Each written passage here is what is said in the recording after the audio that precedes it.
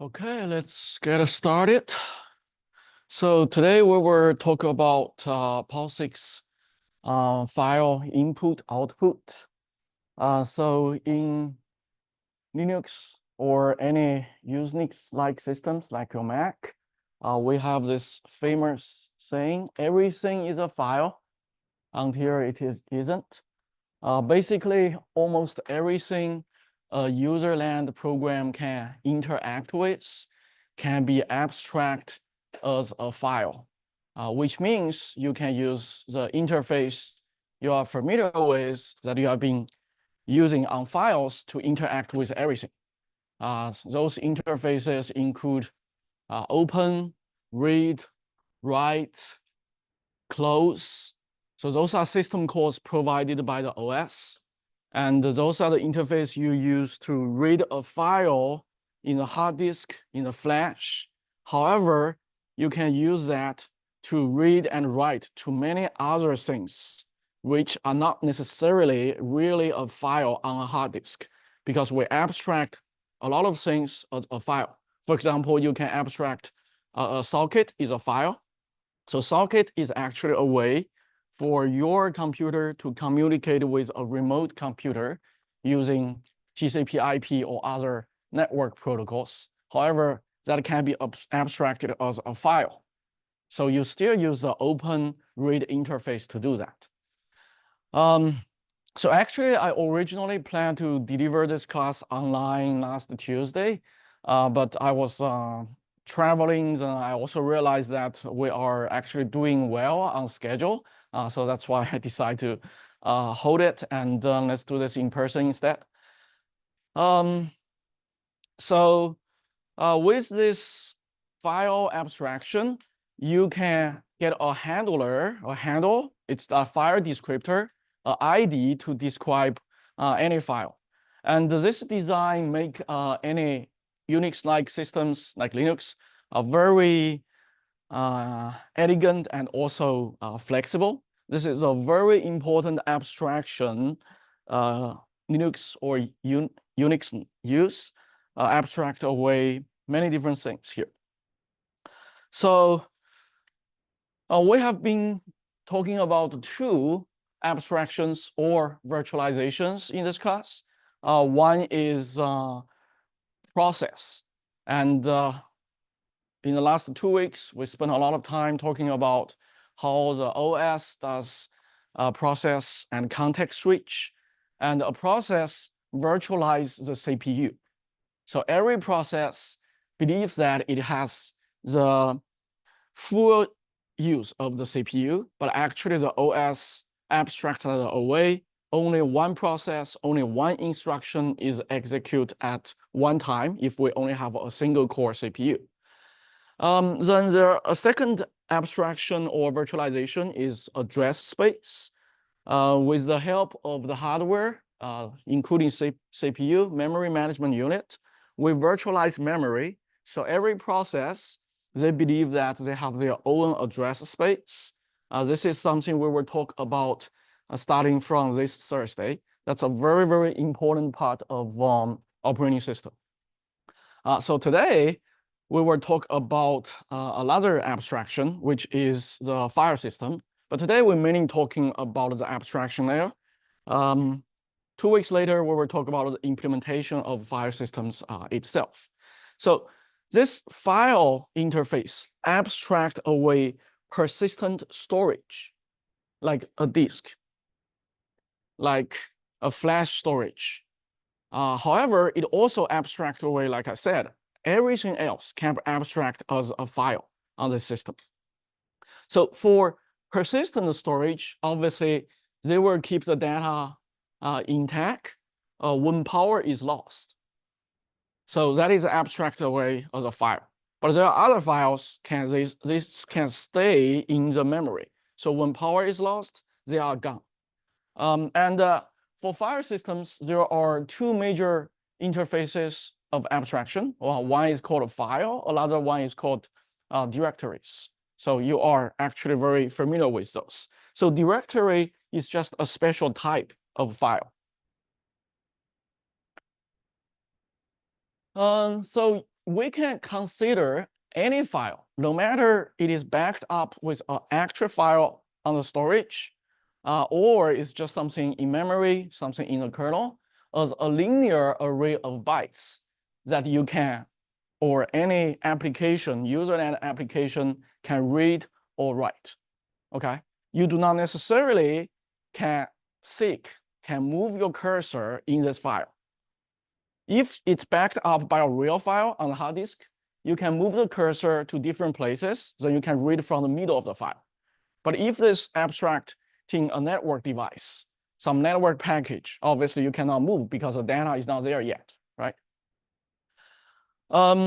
If we're talking about real files backed up in hard disk, then the file system uses something called inode to identify each file. So inode is a data structure that in the file system on the hard disk to identify each file, where it will have the file's size, the permissions, a lot of the meta information, not necessarily the name of the file. The name of the file is actually stored in the directory, which is actually another file. So the directory has its own inode. Each file has their own inode. Then there is, so that is called the on-disk representation of inode, because those information has to be persistent. Even if your computer lost the power, those information stays on your hard disk.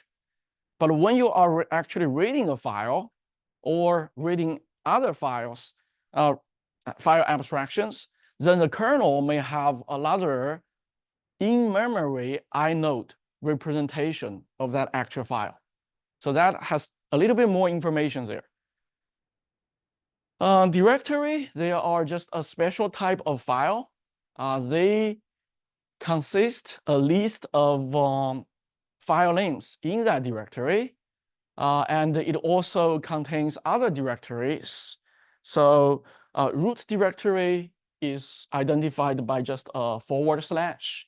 Current directory is just a dot. The parent directory is just a 2 dot.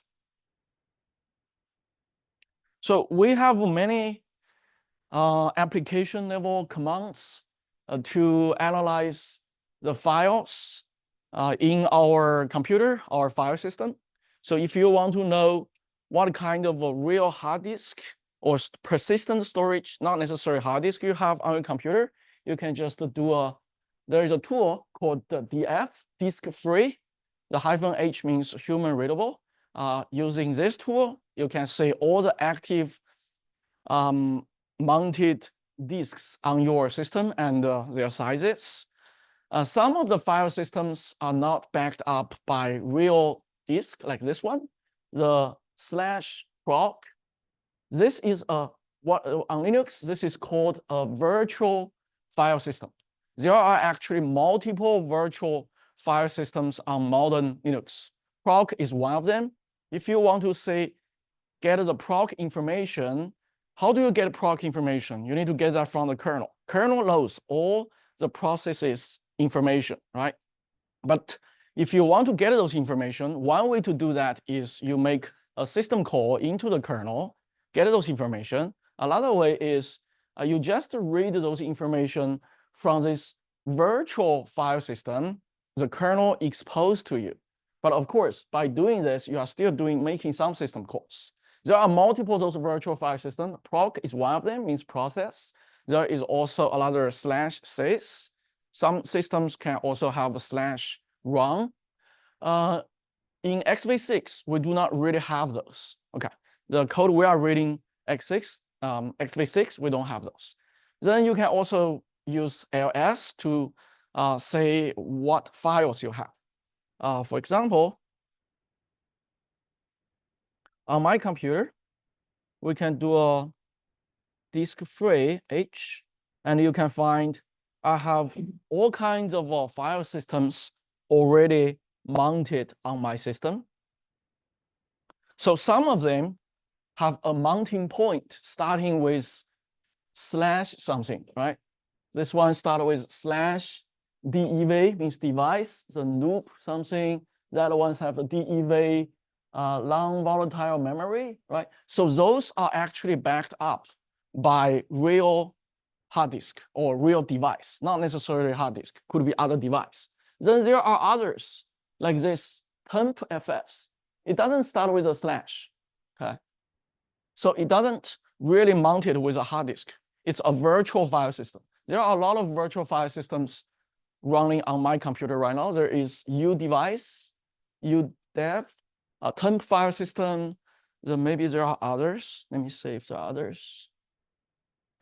Just a temp file system, right? Then I do not have a hard disk on my computer. I only have NVM. That's why I have multiple NVM here. This is one. Here is another one. So those are physical storage on my computer, right?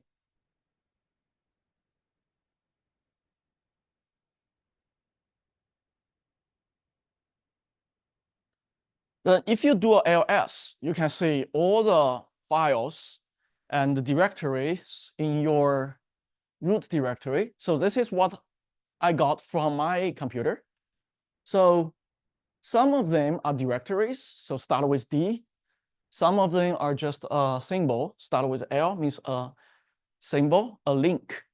Some of them are backed up with actual file in a disk. Some of them are virtual. So if you want to find out which are virtual, which are backed up by actual disk, you can use that df command, disk free command to find out. For example, all the /bin/boot, they are usually persistent, backed up with real hard disk. /bin is what we use to store the commands. Boot is what we use to store the boot image. etc stores the configuration files. Home has the files of different users on the computer. Root has their own folder. Then let me see what is interesting. OPT is for optional programs. When you install a program, sometimes it can go to OPT. Then there are also CD-ROM. If you have a CD, I don't really actually have one. Then those are pseudo file systems. They are virtual, they are in memory, they are not backed up by a hard disk or any disk, like dev. Dev is for different devices on your computer. So they are actually backed up by devices, but not necessarily disk. Then proc, what we saw just now, sys, run. On my computer, we have that. And also temp. So many of you have been using the temp file system. You can create a file there, you can write things there, but temp do not guarantee that those files will stay after reboot. So which means you can implement them with a backup of a hard disk, or you can just purely implement that in memory. So let's go through each of them. So proc is a virtual file system. Exposes information about the system and running processes as files. So those information do not really exist on the disk, and they are dynamically generated by the kernel.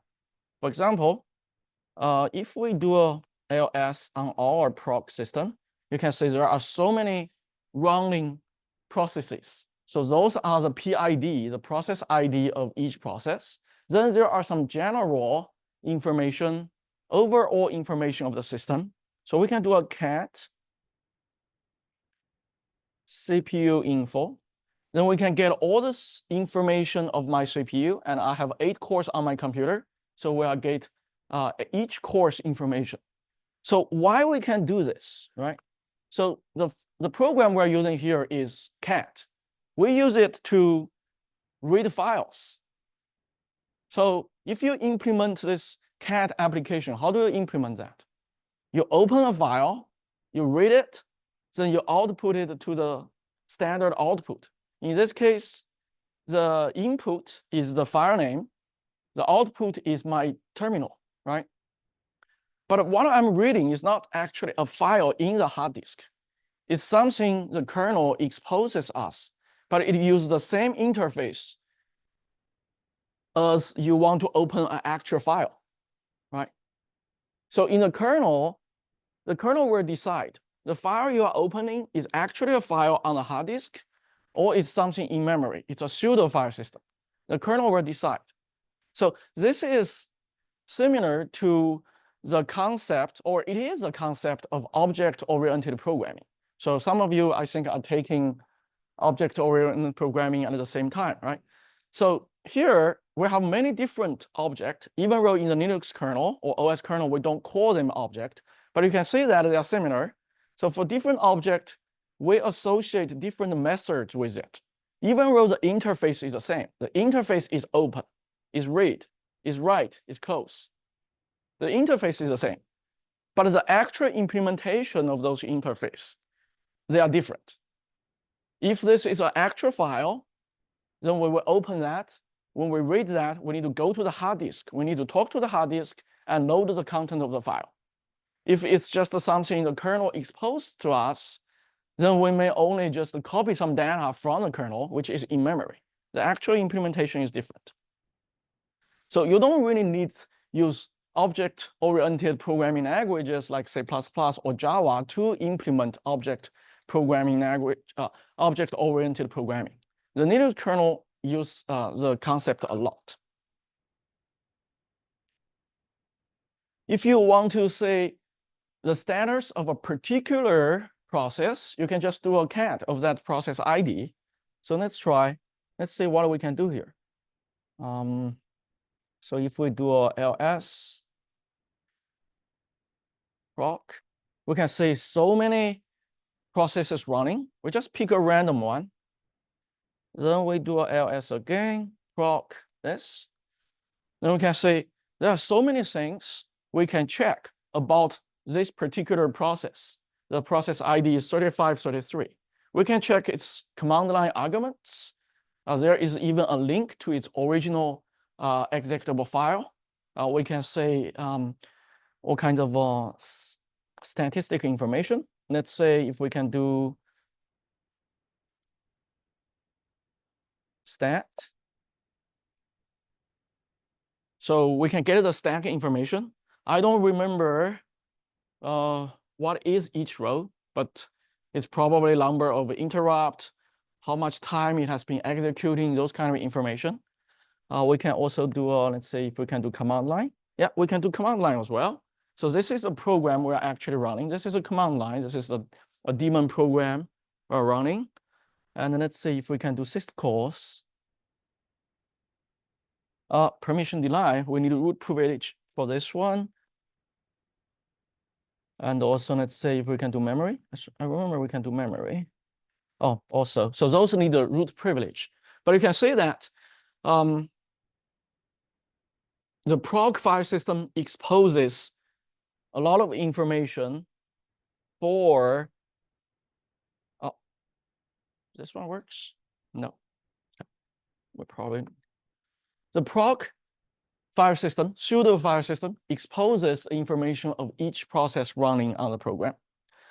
Then dev.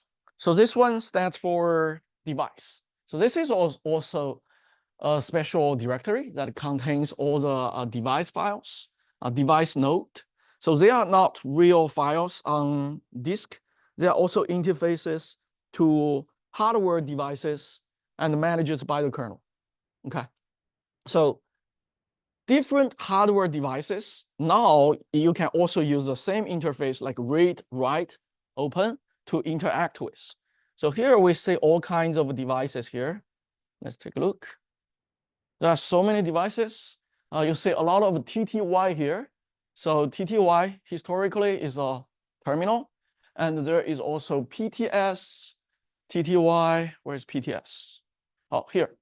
This is a pseudo terminal. So when I open a terminal or shell on my computer, that is a pseudo terminal. So that goes through, those are one of the devices here. Then why do I have so many devices? Because even SSH session, they will be considered as a terminal. Many other connections will also be considered as a terminal.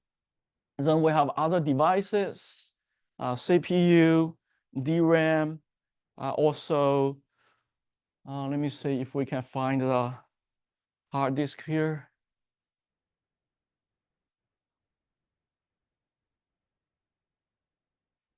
So those are actually my disk storage, long volatile memory, NVM here. So those are actual physical devices on my computer. They are also mounted here, and then the file system on top of them can be mounted to other systems as well. Then we have temp, right? This is the temporary storage directory for users and also system programs. They are for short-lived files. They should be safely deleted at reboot.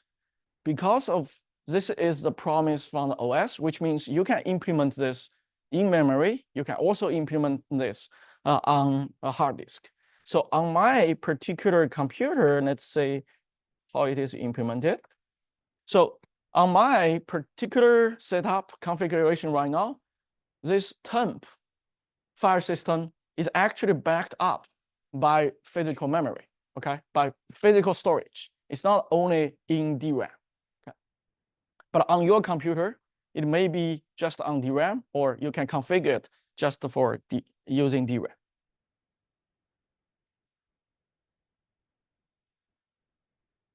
Then I guess most of you are familiar with this. There are absolute paths and relative paths.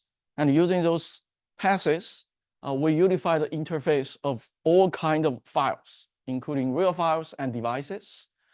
The absolute path starts from the root directory. So this is a concept that Unix systems has.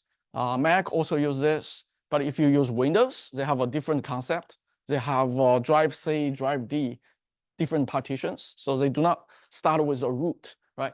But for Unix-like systems, we have a root. So that's why you always say a forward, a backward slash here, right? That's the root. Then root, there is a home directory. The home directory, I have my count. So there I create another directory courses. Then I create another directory for this class and something else, right? Then the relative paths start from the current working directory. So each process, they have a current working directory. You can do that like pwd. This command can show you the current working directory. In this case, it's in my Dropbox, then research code somewhere, right? And if you want to access another directory from your current directory, then you don't start with a root. Instead, you start with dot or dot dot, which means the current directory or the parent directory. So because of that, this is called the relative paths. And those are two different approaches you use to find the files on the file system.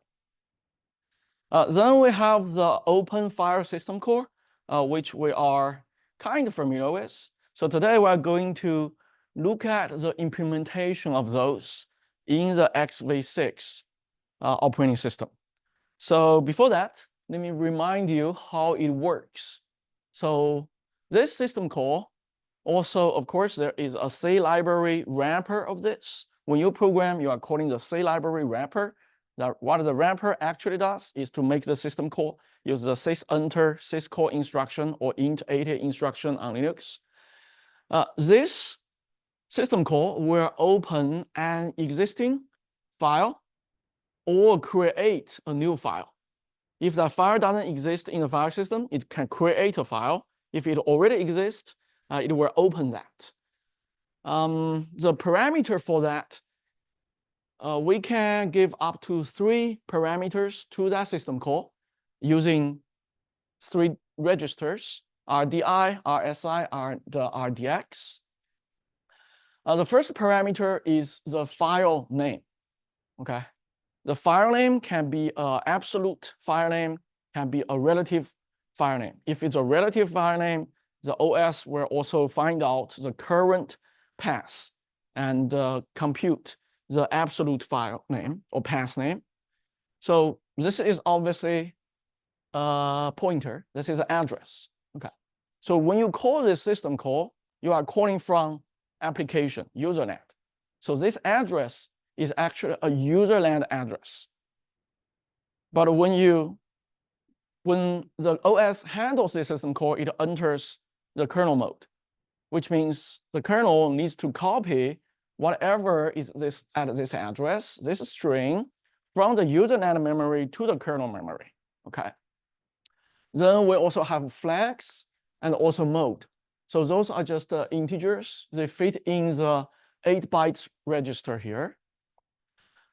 So here's one example. We want to create a file foo. So here, are we using the absolute path here? No, right? Because the absolute path started with a backward slash. This one doesn't start with a backward slash. It only has a file name, which means we want to create this file or open this file in the current directory. Okay, each process has a current directory that is actually also stored in the kernel. All right. So here we give it a flag create. If this file doesn't exist, we're going to create one. We're going to write to it. We're not going to read to it. If the file already exists and has something, we're going to create a new one. We're going to truncate everything. So those are what we're going to do with this. And here are the permissions. The permissions is the users can read and write it. R is read, W is write. Okay, then we create a file. So after this, the system call will eventually, if this is successful, it will return us a file descriptor. It's just a number. And we're kind of familiar with this, right? 0 is file descriptor 0 for current process is already set for the standard in, usually it's a terminal. 1 is the standard out, also is a terminal. 2 is the standard error, usually also the terminal, right? If those file descriptor are already being used, then open will return 3. That's why when you open something, usually you get a file descriptor 3. So basically the open system call will promise you that it will return the lowest numbered file descriptor that is not currently open. Okay. So internally in the kernel, we actually have several different data structures to make this happen. First of all, each process has a proc data structure, which we looked at. Today, we're going to look at this field. This is called the open file field. So what is this field? From C code point of view, what is it? First of all, this is an array, right? The array has a fixed number. The number file, that is just a macro. That's a fixed number. Then what is the type of each item in this array?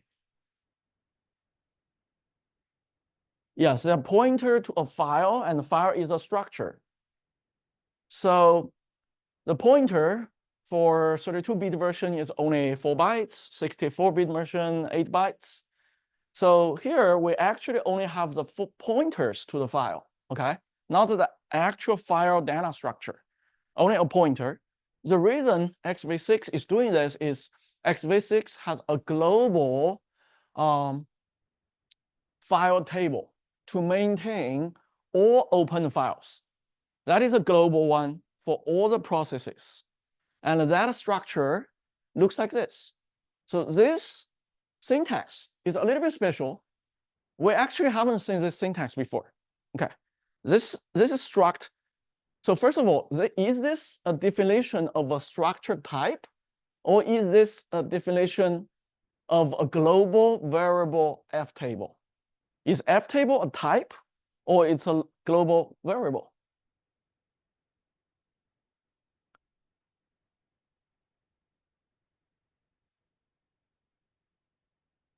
It's actually a global variable. If you want to define a type, the name of the type should be after struct, okay? should be struct, the type of the name, then the definition of this, okay?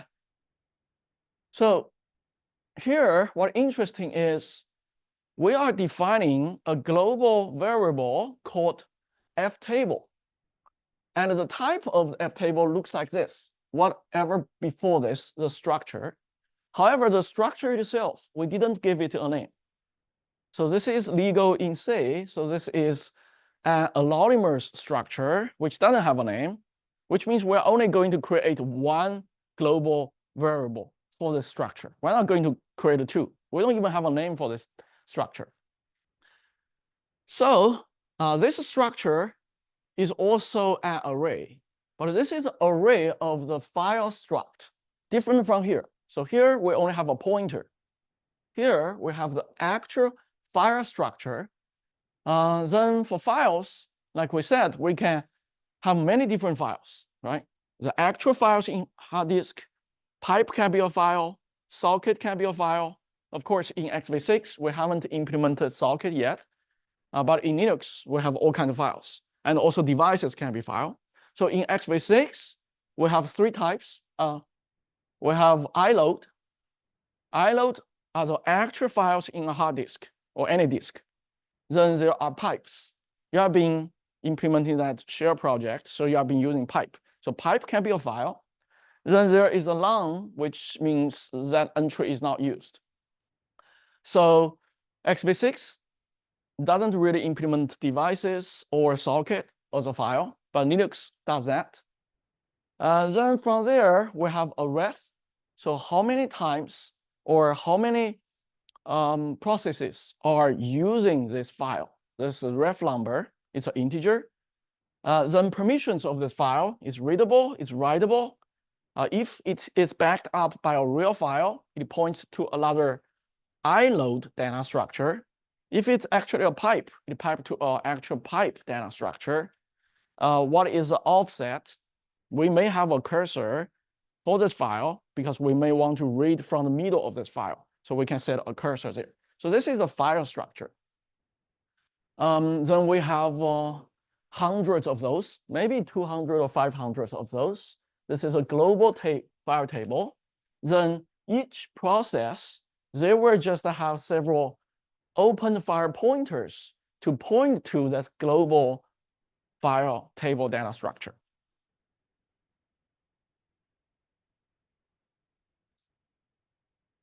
So this is the iload. Like I said, iload, we have multiple forms of it. First of all, in the actual disk file system, you have some persistent inode storage. Those are like the metadata for the data you are saving. For all the metadata you are saving, like the file content, you have a lot of metadata, right? The name of the file, the size of the file, the permission of the file, those are stored in the inode. They are actually stored in this kind of data structure. So this can be on disk structure. There is a type, there is major, minor, for major and minor devices. Linux also use that. Basically, major identifies this is a block storage or character storage. Like a hard disk is a block storage. For block storage, you can move around, you can read from the middle. Then character storage is something data keeps coming in, like the network adapter. So you can read character by character. Then there are minor device numbers as well, number of links to this inode in a file system. Let's say you have a file. The file belongs to a directory. So there is a link between the directory to the file. The directory may have many files. Then it will point to many different inode, right? Then the size of the file and the actual physical address of that inode file, the data of that. So when you want to read something from the file system, you also need a in-memory copy of that iload, and we will have more information there. Besides those major, minor device number we say there, we also have the iload number. We also have some, this is for lock, which we will talk about in concurrency. So this is in-memory copy of the same inode. So basically, this is a data structure to store the metadata about a file. So every real file on a disk-based file system has an inode. So in x86, only the real files have inode. In Linux, even some pseudo file systems, they will also have a in-memory inode data structure to represent them.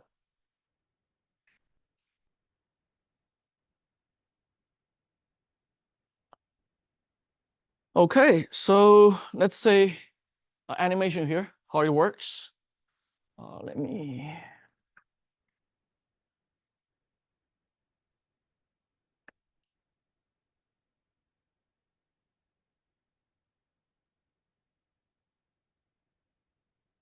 Let's say in this case, we want to open a new file. A usernet application wants to open a new file. In the kernel, the process has a proc data structure, which we just saw. In that data structure, we have an O file array, right? The O file array is an array of file pointers. And it's a fixed number. The size of that array is fixed. And the index is used as the file descriptor. Okay. So the first item, index 0, is used for file descriptor 0. And that points to our terminal. And also we use that for standard input, right? So that points to our terminal, which means that will point to a file. So 0 here, the first entry, this is a pointer, points to a file. And the file is in that ftable global data structure, also with fixed numbers of items. And that file eventually points to our terminal, which is not really a terminal. Okay, a physical terminal is something I have never seen. It's something we had like 50 or 60 years ago. So what we have is a pseudo terminal there. And the pseudo terminal, when you think about the pseudo terminal, it does many things. It takes your input from the keyboard. It displays the output, right? So it actually is backed up by multiple hardware devices, by the LCD, by your screen, right? By your keyboard as well. So the terminal we're talking about here is a pseudo terminal that is connected to several different physical devices, right? Then the input, output, and also standard in, they all point to the same file structure, which points to the pseudo terminal. And in this case, the pseudo terminal may have an inode there. Okay. If we open another actual file on the file system, then the kernel will first create a new file structure, find an entry in this global ftable, and that file structure will actually point to the iload of the actual file on the hard disk. Okay. Then the file descriptor 3 will point to that structure. Okay. So the benefit of, if you want to open another file, obviously you do the same thing, right? You have the file descriptor 4, the fourth entry or the fifth entry in the array here points to a new file structure, then points to an actual file. So the benefit of this is you can actually open a file multiple times, and also different processes, they can share the data structure of a file here. Okay. They can point to the same thing in the kernel. Then let's take a look at the implementation of open here, especially when it's a real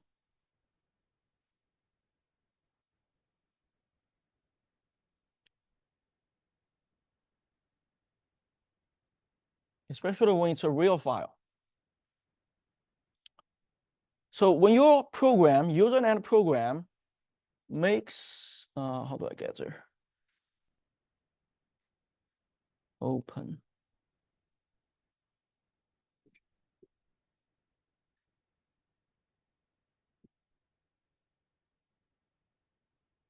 When your program makes the C library function call open, it in turn makes the system call open, then it enters to the kernel, as we discussed last week, 2 weeks ago. Then it go to the kernel, and eventually the kernel calls this function called sys_open. So this naming convention is also consistent with Linux. Linux system calls also implemented with sys_something to implement the system calls. So this is actually how the kernel handles this open system call. And remember, here we're talking about different types of many different types of files. It could be an actual file. It also could be a pipe. At least here, it could be a pipe, right? So the kernel first, several lines of code, arg string, arg int. So those those kernel functions are actually copying data from user space to the kernel space. Because this is a system call from the user space to kernel space, and the kernel needs to copy that data so it can use later. Then it will begin a transaction here, which is not very important for today. Then it will check what do we want to do with this system call. We want to create a file, or we just want to open a file, because we don't open means you can create as well, right? So if we are going to create this, then we will call the kernel function create and the path. If the creation is not successful, we will just go back. Otherwise, if we just want to open, it will use another kernel function name I, so to find the iload of an existing file. So that file already exists in the file system. It could be a pseudo file system. We just want to find it. So this is a kernel function iname to get it.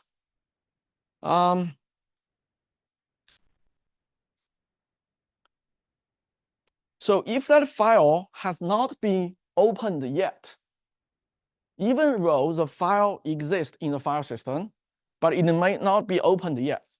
No one has opened it. If it has been opened, then there will be an entry for it in the global F table, right? If there is no entry for that, we want to open a new one, then it will allocate an entry in the global F table. This is the allocation of that. After that, it will just set up the entry in the global F table. If it's a real file, it will say, oh, this is an iload. So there are pipe and iload. Then set up the different field like offset, the permissions, readable, writable. That's it. So that's how you do with open. So after you do this, the kernel will maintain an entry in the global F table for that particular file.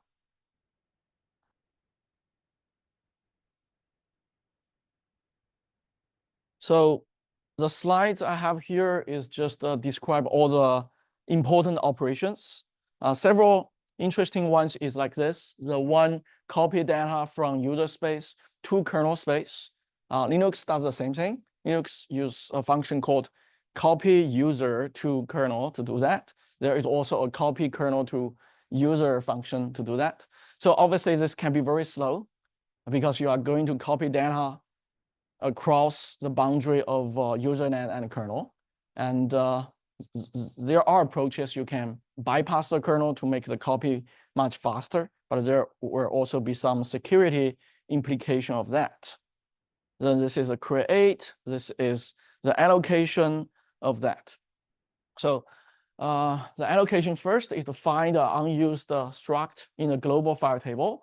Then it will use this to assign this file struct to the current process file descriptor. So basically the file descriptor, you find the entry there, link to the global file descriptor table. So this is just the setup, what we cost. So closed will be very simple, right? It's the reverse operation of open. You just close the FD here. Okay. But go back to this figure. Let's think about how closed system call works. What you really want to do is you want to close an open file for the current process. You do not want to close an open file for other processes, right? So when you close this one, you are going to remove this pointer to here. Okay. But this data structure is not necessarily removed because other processes may be still using this one. Okay. That's why we have a reference field there to count how many times, how many processes are actually using that. More interesting is the read file system call or write file system call. So read is trying to read some data from a file descriptor, an open file descriptor, to a memory buffer. That memory buffer is in userland, starting at an address. So the parameters here are the file descriptor, the open file by this current process, the buffer we want to use, and that buffer is a userland memory address for the current process. It's not the kernel address. Then how many bytes we want to read from there, right? So if you are implementing this, what you should do?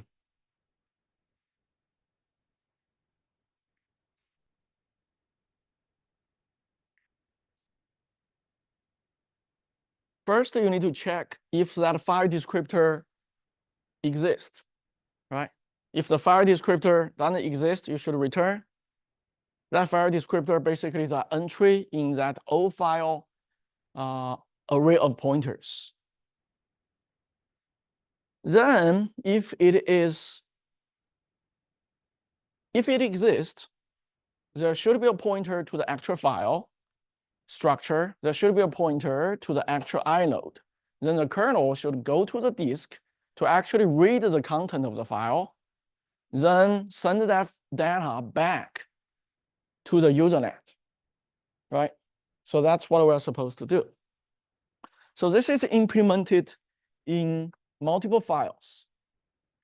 Let's start with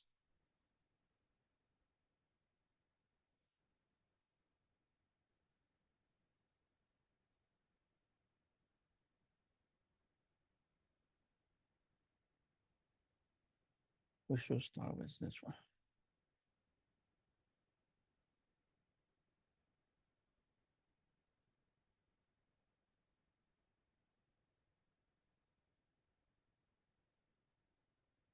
Let's start with sys_read. So this is a system call handler for the read operation. It's actually very simple. It has a file pointer. It gets the arguments from the system call, argfd, arginteger, argpointer. So those are transferring the userland parameters to the kernel. Then it just call the file read, the kernel function file read. And this kernel file read function will first check if this file is readable. If it's not readable, when you open it, you didn't say you are going to read it. When you open it, you only say you want to write it. So then the kernel will just return. Then it will check if this is a pipe. If it's pipe, it go to pipe read, which we will talk about later. If this is actually a file on the hard disk, you are going to use, it goes here. We are going to use read inode to get the inode of the actual file. Then this iRead will actually go to that hard disk or any disk to read the data and eventually copy the data from the kernel mode, kernel user memory to userland application memory. Okay, so the actual magic happens in here. But this one is also related to type of file system you are using. We're talking about actual disk, right? So some of you are familiar with ext2, ext3, or Windows have their own file system, NTFS, and many different OS or OS companies, they have different file systems. But all of them use a unified interface here, just to read I. Okay. But internally, for different file systems, their metadata will be different. Their inode will be different. So internally, this needs to handle those cases.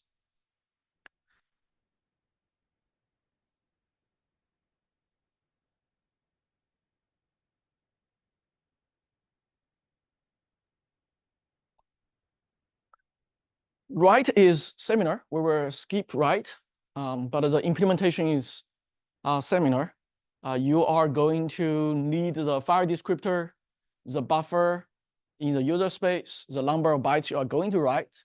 So the system call there will copy whatever data you want to write from the usernet to kernel, then find out what devices you want to write to, then actually write to it using the driver. There are other interfaces as well, like SIG or LSIG. This is one of the interfaces. This is also a system call, basically moves the offset or cursor there. So when we open a file, we set the offset as 0 or the cursor from 0. So when we read or when we write, we read or write from 0. But you can set that cursor to other places, like 200 bytes, 300 bytes. So this one works for block devices. So this is a hard disk device. Obviously, you can do that. But if this is a network adapter, you cannot really do that because data come in byte after byte. So this is an interface to do that. We will skip the F trees because we already did that. Okay, so there are cases that different processes, they may share an open file table entry. So let's say here we have one process. We open the 2 files. Then we actually open one file twice. So here we are open foo.txt, but we can open it twice. And we get 2 file descriptor entries here. So first we got 2 file descriptors, 3 and 4, and each of them points to a file here. So the current implementation of x86 and also Linux both supports that. You can open one file twice. You can also share a file. So we have a parent process which create a child process. So before the parent process fork create the child process, the parent process already create or open a file. Then it has a file descriptor 3, which points to one file. So when we fork this, the child process will have the same file descriptors, and it points to the same open file table because this one is global. So which means in the kernel, when you do that fork system call, you need to make sure when you fork, you are going to make the reference count of this entry in this global file table increment 1. So the kernel knows we have 2 processes points to the same file data structure, which points to the same file, same iload there. Redirect IO, we're going to look at how this is implemented. I already showed you the demo last week, 2 weeks ago. But today we're going to look at how it's implemented. So this is how we implement that. So let me remind you what's going on here. Okay, so we have standard in, standard out, standard error. You can use many different symbols to redirect the output. So here we're running a program ./a.out. That's running a.out program. we want to redirect the standard input from the terminal to a file, okay? So the standard input of the file here is infile.txt, not the terminal anymore when we use the less than symbol. When we use the greater than symbol, it will redirect the output, the std out,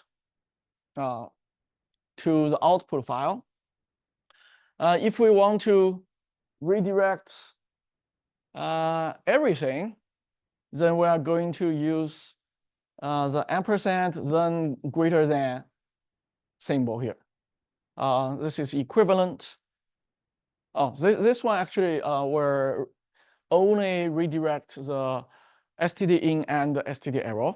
And this is how we can redirect everything. The input were from in file. One is std in, will go to out file. Two will go to error file. But all of this, they are just command line arguments. So when you implement a shell, you need to implement those things, right? So in the kernel, how do you actually make those happen? So this is a process. The process has 0, 1, 2 already opened. And all of them points to one file structure, which points to the iload of our pseudo terminal. And the pseudo terminal is connected to the keyboard and also our display, our monitor. Right? So multiple devices there. Then we are going to open or even create a new in file. So we create a new in file, and we create a data structure to point to the iload of that in file. And we are going to make the first entry, the 0th entry of that file descriptor for current process to point to the file which points to the inode of in file. Okay. Then we are going to make std out points to the output file. So that's it. That's how you do it. Of course, I also showed you guys about pipes. Pipes is basically a one direction data channel. It's a first in, first out.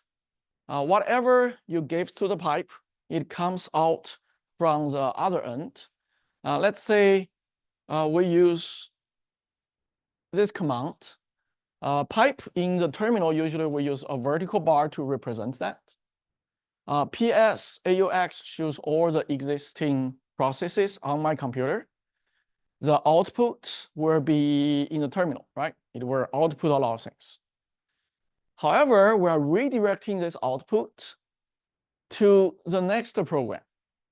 So the output will not go to the terminal. So when we do PS AUX, this is output. We want the output goes to the terminal. Now we do not want the output go to the terminal, but go to the next program. So next program we are going to use here is word count. WC here, then we are going to count how many lines are there. Okay. So WC is not getting input from the terminal anymore or any other place. It's getting the input from the previous program's output. So that's why it's called a unidirectional pipe. So by doing that, we get how many lines of output are there. And how many lines here actually shows me how many processes are running on my computer. So there are more than 300 processes currently running on my computer.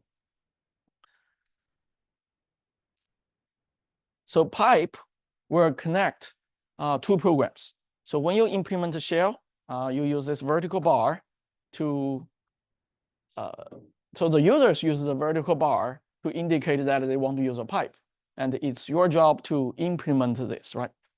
So when you implement this, you are using a pipe system call to do that. You're not really implementing the system call in the kernel. You're using the system call which is already implemented.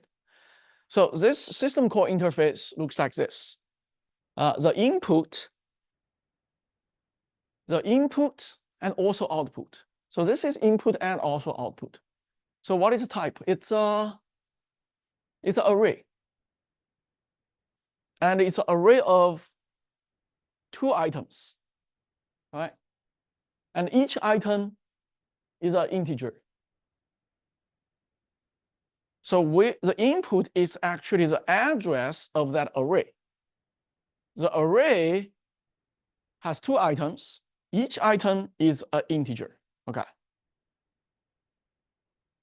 The output is also that.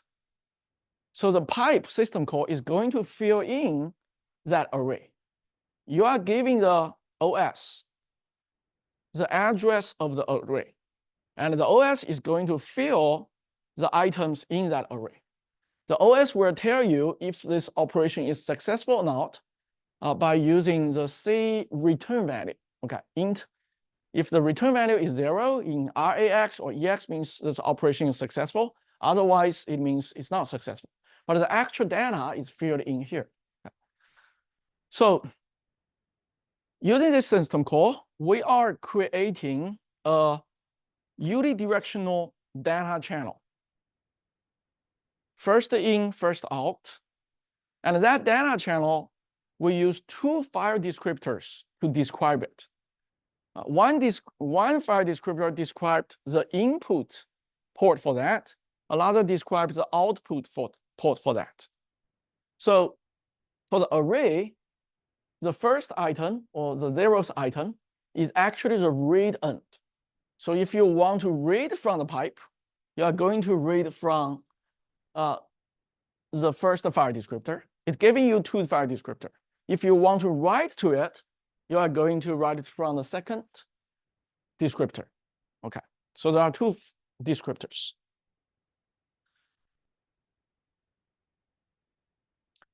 So let's first look at a ping pong demo.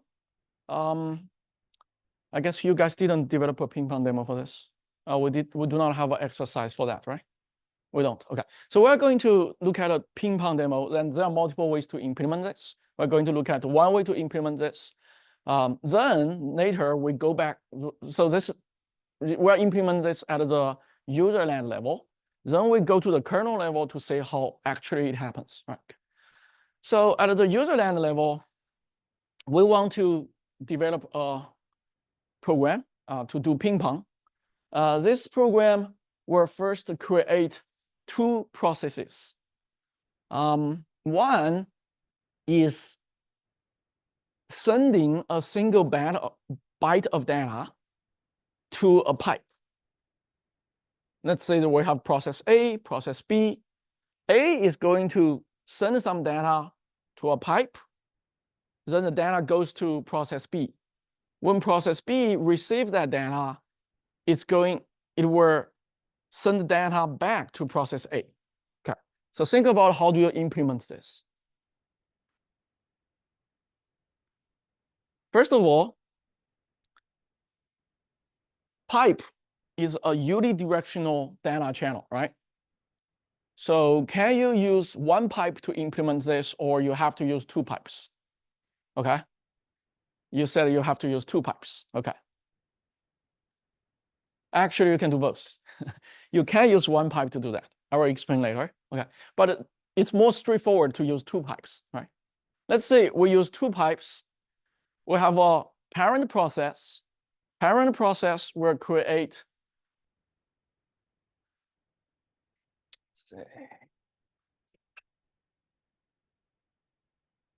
So if I draw from here, can you guys see it? I think you guys can. So let's say we have a parent process. The parent process will create 2 processes, A and B. And it will create a pipe between them because a pipe is one directional. So we have let's say pipe A. Then A can use pipe A to send data to pipe B, to process B. So this pipe has 2 file descriptors, right? So let's say one is the write side, another one is the read side, right? So pipe A will always write to the right side of the pipe. Then process B will read from the read side of the pipe. Okay, so then we can create another pipe, which is called pipe B. Then for this pipe, so those are file descriptors. Process B will always write to the right side of the pipe, and process A will always read from the read side of the pipe. So this is one way to implement this, right? So let's do kind of the source code of this.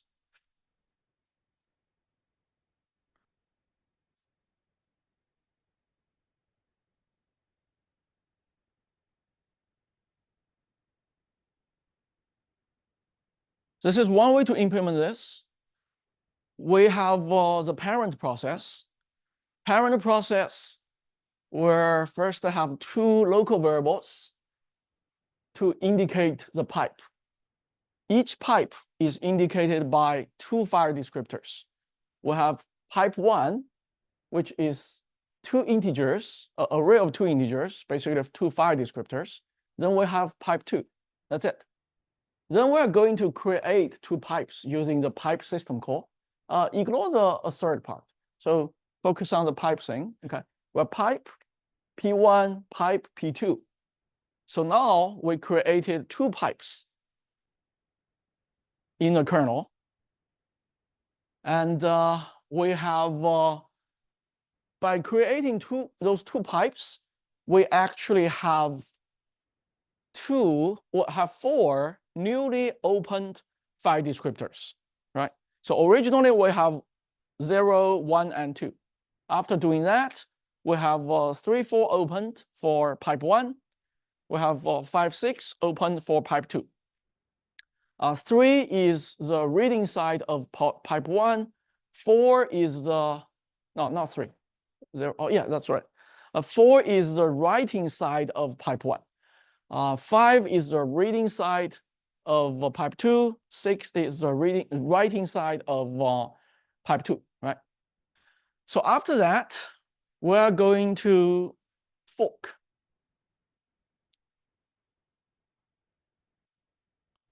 After fork, we will have two different processes. Then both of them will be executing a new program. One will execute the program I call ping. Another one will execute the program we call, so actually we execute fork here. So actually we have a parent will fork twice. So then there will be three processes. There will be the parent, doesn't really do anything, but just wait for the two child to return. Then those two child will create ping and pong, and we have code for ping and pong as well.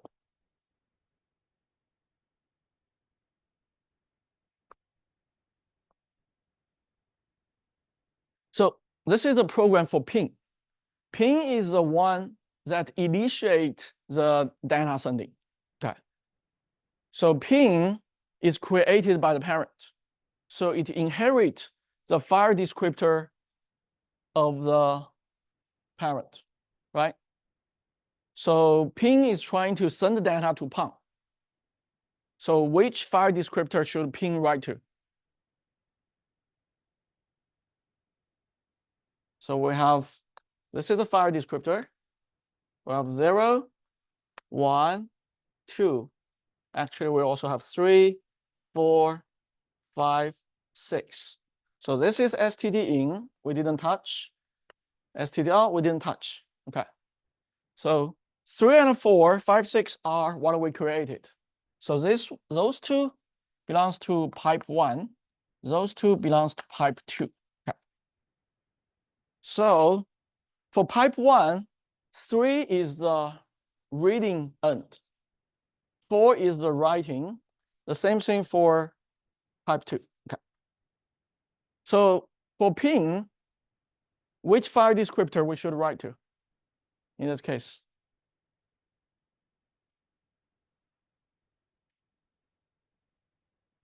Yes, actually either 4 or 6. Yeah, in this case, we write to 4, right?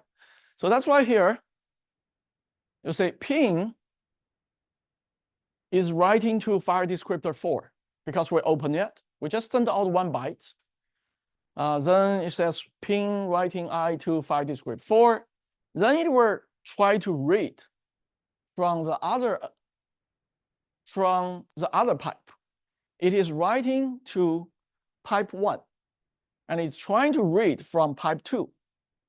Pipe 2 has file descriptor 5 and 6. So it's going to read from file descriptor 5 here, right? If it reads one byte, it will send another byte to 4 again. Receive 1 byte from file descriptor 5, then we're going to print it out, then we send another byte to file descriptor 5 again. Make sense? So this is the implementation of ping. So pong will be similar.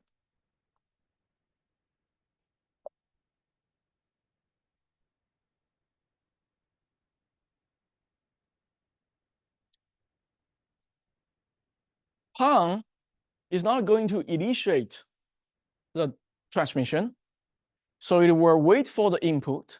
So which file descriptor this should be reading from to wait for the input? So ping is writing from here. Ping is writing from here, right? When ping writes from here, from which file descriptor the data comes out? Exactly, right? So this one comes out here. So pong should read data from file descriptor 3. Then pong will write data in file descriptor 6, right? So that's exactly what happened here. So pong will read data from file descriptor 3. If it receives the data, it's going to print out I received the data. Then it will write 1 byte to the file descriptor 6. Okay. So this is how so if we run this program, if we just run ping, hold on.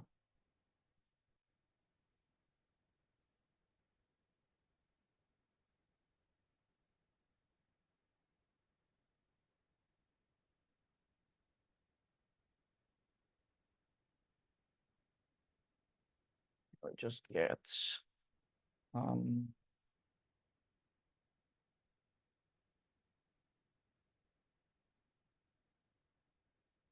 so how do we get how many lines in head? Do you know? Head. I saw this. Oh, slash n there. Okay. So we're running the program pipes, which will create 2 child processes, and the parent stay there. First, it creates pong, then it creates ping. It will open 2 pipes. Each pipe has 2 ends. This is the reading end of pipe 1, reading end of pipe 2, right? And those are the file descriptor numbers. Then we are running both. Then we are going to send out the data.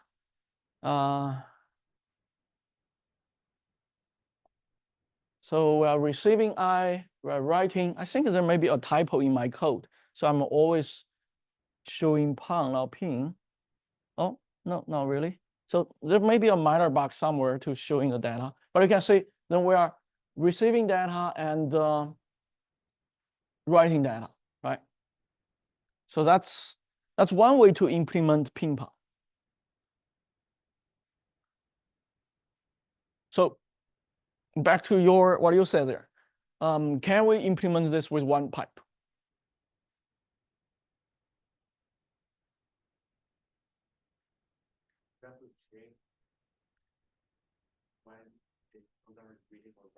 Yes. Yeah.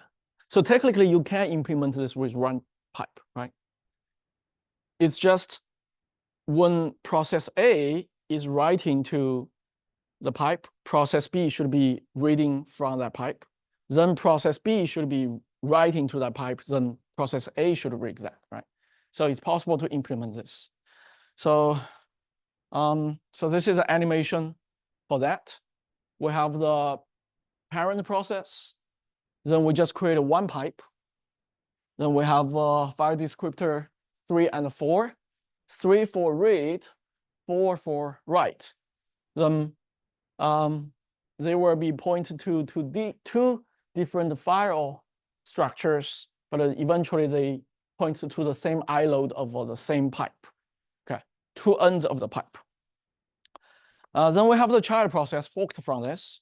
So the child process will inherit what the parent has here. So we have the same thing there. Okay. Then to implement to this, so here we just have the parent as process A, child as process B. So parent will first write to here. Then it will come out from here and here, because they are actually the same thing. Okay, here and here point to the same thing. Okay. However, process A, where the parent will not read from here. Only the child will read from here. Then the child will write to 4. It is equivalent to writing from to here because they point to the same thing.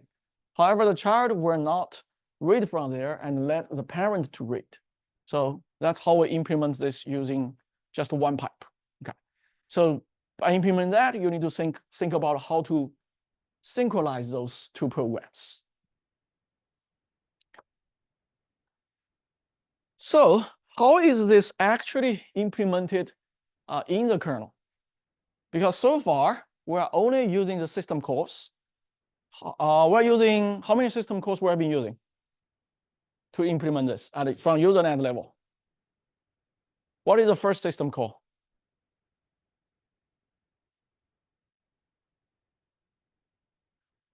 Did we use open? We didn't use open, right? We used the read and write. We didn't use open, but how can we read and write before we use open? Because there was another system call before that. What was the name of the system call? It's pipe, right? The system call is pipe. The pipe returns 2 file descriptors for us, right? So we're using three system calls: pipe, read, write. Technically, you should also do close. Then we're going to look at the OS kernel to see how it works. So first, in the OS kernel, the pipe data structure looks like this. There is a lock, which we will skip until we talk about concurrency. Then there is an array of data. This is actually where the data is stored in the kernel, in the pipe. Okay. So when your process A writes some data to the pipe and hoping process B to read it, the data is actually copied to here. This thing is not necessarily very big, usually just hundreds of bytes. If you are sending more data than this array can hold, the kernel will just put your process into sleep. Then later wake it up and ask you to keep sending data. Okay. Then there's the number of bytes read and number of bytes written. And also if the file descriptor is still open, the writing end is still open. So that's a data structure.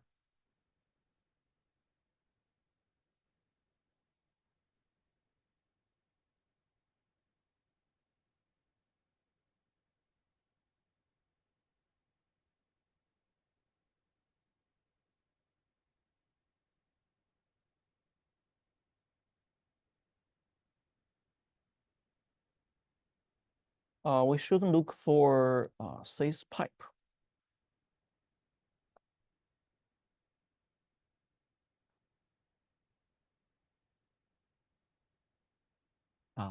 This, oh, yeah, maybe this file.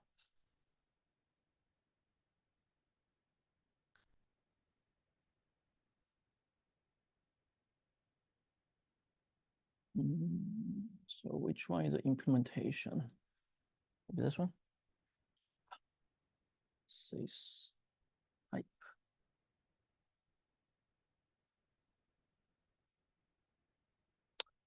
Where's the implementation of this? The second one. Oh, here. So this is an implementation of sys pipe. So this is for the very first system called pipe, which returns two file descriptor to you and create the pipe.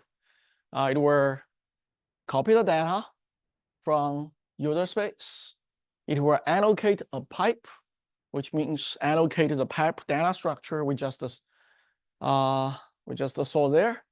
It will allocate to file structure using this, and also allocate both of them to the calling process.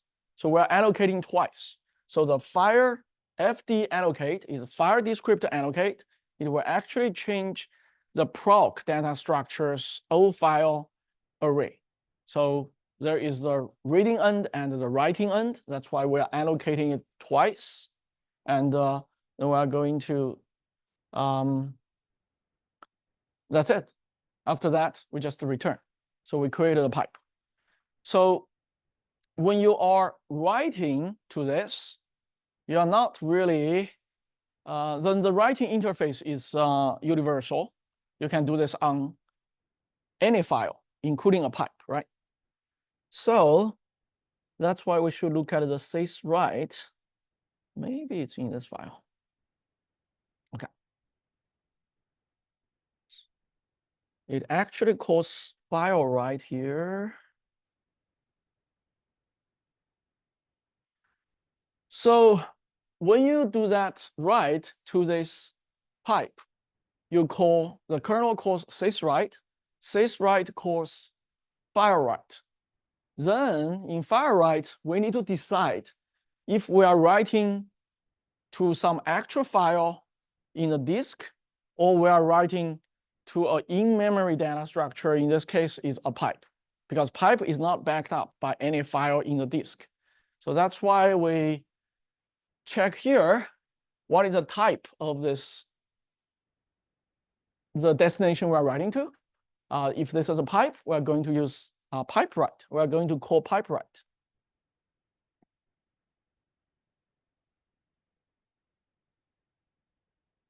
And this is basically the implementation of pipe write. The key here is this line. The input is the data you want to write, okay? And we're going to write that to pipe data. So pipe is a data structure we created. In pipe, we have an array of local storage. We call it data. So what we're actually doing is whatever you are sending to the pipe, we are writing it to that pipe's local storage. It may not be big. There are mechanisms to make sure we do not overflow, but that's the data we're writing to, okay? Just that simple. We're copying data from user space to kernel space in that pipe data structure. So the implementation of read, obviously, it's very simple. After you say this, you will first check whether you are reading from a pipe or you are reading from an iLoad, a real file iLoad. If you are reading from a real file, you need to go to the disk to read. If you are reading from a pipe, you just go to the pipe's member data to copy that data, right? So we can also find the implementation of that.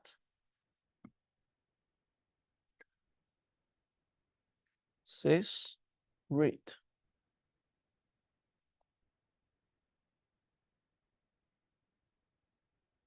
Sys read is in this file. There should be a file called the pipe read. Let's pipe close, pipe read. Okay, it's here. Okay. So when you are reading from a pipe, like I said, it's very simple. The core part is just this line. The address here is, it's actually user space. This is a kernel space place, but eventually it will be copied to the user space. You are just reading from the pipe. Whatever is in the pipe, you are going to copy from the pipe to your output, then eventually copy to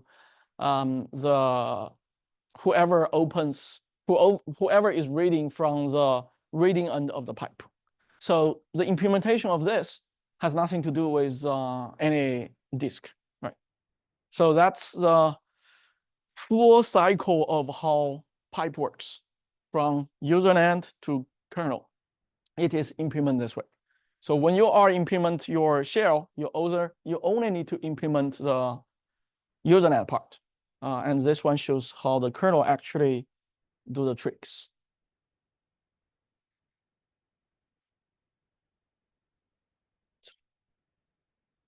Of course, when you develop your shell, to make things easier, you can redirect those pipes. You do not, in our demo, we're using file descriptor 3, 4, 5, 6 to make things easier, especially in your program. You want to, to be consistent with how people use pipe, you want to replace them with std in and std out. Then you can use those interfaces. We talked about that before. Duplicate and duplicate2, dup2. They are similar. Dup2 sometimes is more convenient. You will have an old file descriptor and a new one. It will make sure that the new one is the file descriptor you are going to use, and it will also close that file descriptor, then open a new one. For example, we have 0, 1, 2 opened. Then we have pipe opened 3 and 4. You want to replace those 0 and 1 with 3 and 4. All right. So you call the system call dup here. So if you call this one, what will happen? So this one is basically 3 in this place, right? So you are calling dup3, what will happen? You will create another file descriptor, points to the same thing, right? So the next available file descriptor here is actually 5. So you are going to create a new one, which is 5, and 5 point to the same input end, the read end of the same pipe. However, if you do dup2 and you're asking for the file descriptor 0, what actually happens is we're going to close 0, and right now 0 points to the terminal. We're going to close that. Then we are going to do dup again using the smallest number of file descriptor available, which means then we are making 0 point to the same place. After that, we don't need 2 of them point to the same place, so actually we can close this one if you choose to, or you can use both.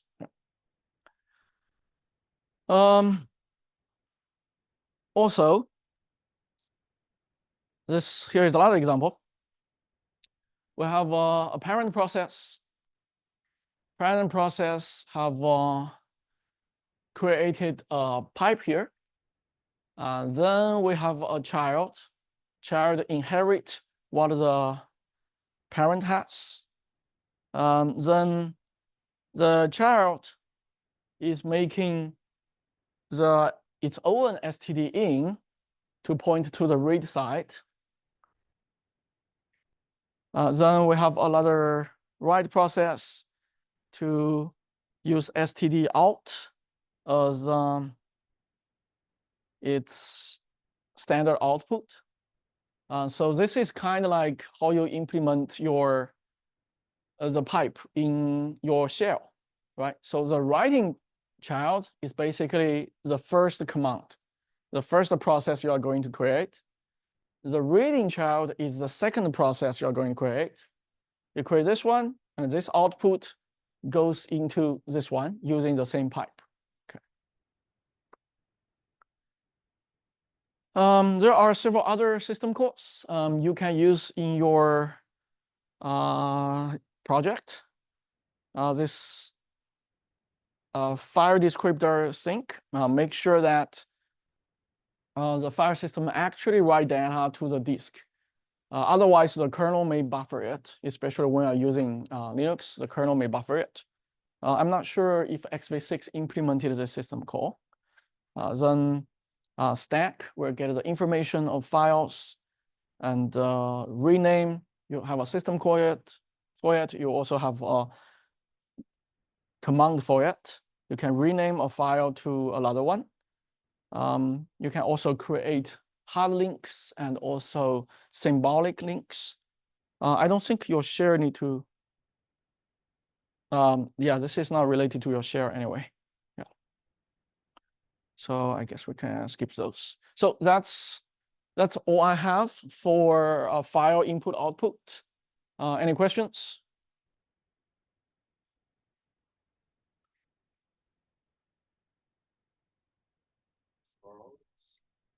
File-related functions always mapping one-to-one to sys calls, or are they? No. Not really. For example, C library functions, sometimes you use printf, you use puts. So those are the library functions you use a lot. They do not map to a system called printf, or they map to write, basically. Yeah. Then there are functions that are just a simple wrapper. Basically, I think most system calls, they have a C wrapper for it. So you can actually use a C wrapper of write to write to something, but usually you don't do that, right? There is a wrapper for that, yeah.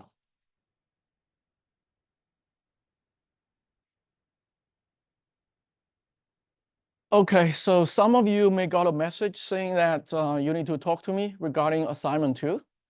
So I will be available in the office hour today, so you can join Zoom, or if you cannot make it, just ping me, then we can find another time. It may take maybe 15 minutes. I don't remember when is project due. We extend that. So this Friday? Okay. So you are doing an individual one, or you have a team? Okay. Well, hopefully you guys can make it Friday. Okay. Cool. Okay. Okay, see you guys Thursday.